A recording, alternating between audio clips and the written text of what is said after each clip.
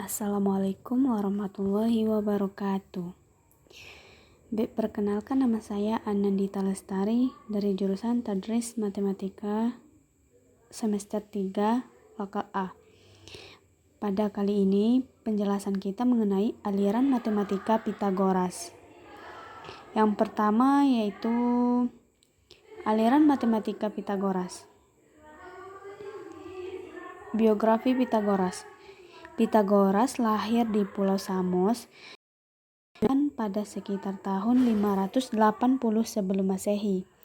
Ayah Pitagoras bernama Mnesarchos, seorang pedagang yang berasal dari Tyre. Pitagoras sendiri sering mengadakan perjalanan ke Babilonia, Mesir, bahkan India. Salah satu peninggalan Pitagoras yang terkenal adalah Teorema Pitagoras. Pitagoras pergi ke Delos pada tahun 513 sebelum Masehi untuk merawat penolong sekaligus gurunya, Perikides. Pitagoras menetap di sana sampai dia meninggal pada tahun 475 sebelum Masehi. Sepeninggalan Pitagoras, sekolah Kroton berjalan tersuk-suk dan banyak mengalami konflik internal, tetapi dapat terus berjalan sampai tahun 500 sebelum Masehi sebelum menjadi alat politik. Selanjutnya, pemikiran Pitagoras. Pitagoras berpikiran bahwa substansi dari semua benda adalah bilangan, dan segala gejala alam merupakan pengungkapan indrawi dan perbandingan matematis. Bilangan merupakan intisari dan dasar pokok dari sifat-sifat benda. Pemikiran Pitagoras tentang bilangan. Ia mengemukakan bahwa setiap bilangan dasar dari 1 sampai 10 mempunyai kekuatan dan arti sendiri-sendiri. 1 adalah asal mula segala sesuatu 10, dan 10 adalah bilangan sempurna.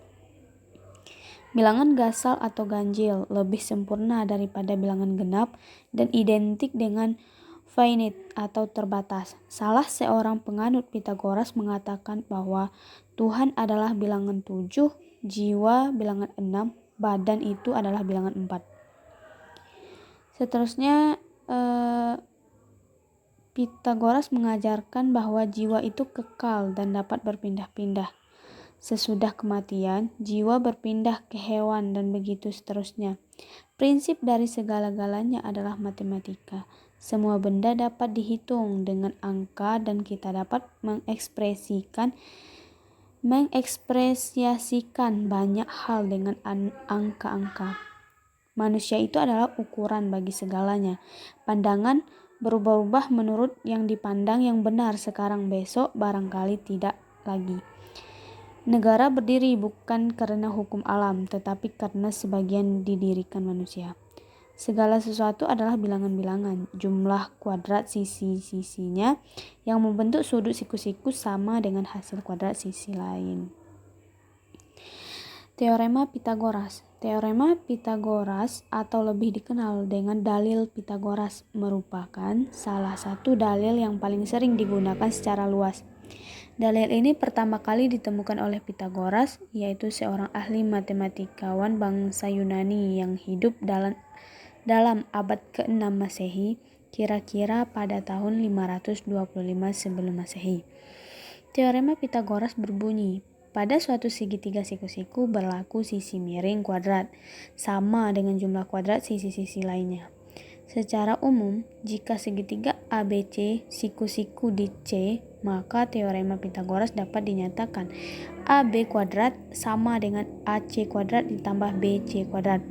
Banyak buku menuliskan teorema ini sebagai C kuadrat sama dengan A kuadrat ditambah B kuadrat, dengan C adalah sisi miring. Selanjutnya, pembuktian teorema Pitagoras. Pembuktian dalil Pitagoras ada 3 cara. Yang pertama yaitu terdapat 4 segitiga siku-siku yang sebangun dan sama besar, persegi dengan panjang sisi C dan persegi dengan panjang sisi A tambah B. Luas segitiga siku-siku tersebut masing-masing adalah 2 AB. Luas persegi yang di dalam atau warna hitam adalah C kuadrat dan luas persegi yang besar yang terluar adalah A tambah B kuadrat sama dengan A kuadrat ditambah 2AB ditambah B kuadrat. Kemudian cara kedua, luas persegi yang terluar sama dengan luas persegi yang di dalam ditambah 4 luas segitiga siku-siku. A kuadrat ditambah 2AB ditambah B kuadrat sama dengan C kuadrat ditambah 4. A kuadrat ditambah 2AB ditambah B kuadrat sama dengan C kuadrat ditambah 2AB. A kuadrat ditambah 2AB ditambah B kuadrat dikurang 2AB sama dengan C kuadrat. A kuadrat ditambah B kuadrat sama dengan C kuadrat. Terbukti bahwa C kuadrat sama dengan A kuadrat ditambah B kuadrat. Yang ketiga, luas persegi dengan panjang sisi A adalah 9 satuan luas atau 9 kotak atau A kuadrat. Luas persegi dengan panjang sisi C, luas persegi dengan panjang sisi ditambah luas persegi dengan panjang sisi B. 25 satuan luas sama dengan 9 satuan luas ditambah 16 satuan luas. 25 satuan luas sama dengan 25 satuan luas. Simpulannya yaitu C kuadrat sama dengan A kuadrat ditambah B kuadrat. Oke teman-teman, terima kasih telah menyimak video ini. Semoga bermanfaat dan nantikan untuk video berikutnya. Wassalamualaikum warahmatullahi wabarakatuh.